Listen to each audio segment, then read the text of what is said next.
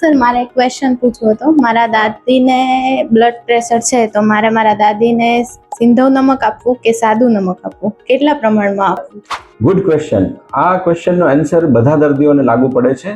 જે બી દર્દીઓ હાર્ટના હોય, હૃદયની બીમારી, હૃદયનો હુમલો થયેલો હોય, બ્લડ પ્રેશરના હોય કે જેને લકવો થયેલો હોય, એ બધા દર્દીઓને daily requirement of salt 1500 milligram હોય છે અને ડેલી રિક્વાયરમેન્ટ નોર્મલ ઇન્ડિવિડ્યુઅલ માટે સોલ્ટની 2300 મિલીગ્રામ હોય છે.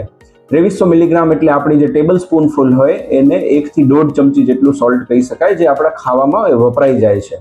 ઉપરથી નાખેલું સોલ્ટ એ હંમેશા હાનિકારક હોય છે, એટલે ટેસ્ટ પ્રમાણે બનેલા સબ્જીમાં, રોટલીમાં, ભાખરીમાં જેટલું તમે નાખતા હોય એટલું નાખી શકો છો, પણ આની ક્વોન્ટિટી આ ડેલી રિક્વાયરમેન્ટ કરતાં વધવી ના જોઈએ અને દર્દીઓ માટેની જે ડેલી રિક્વાયરમેન્ટ છે 1500 મિલીગ્રામ, એનાથી વધવી ના જોઈએ. બીજો ક્વેશ્ચન છે સિંધવ અને નોર્મલ સાદું નમક વચ્ચે ડિફરન્સ.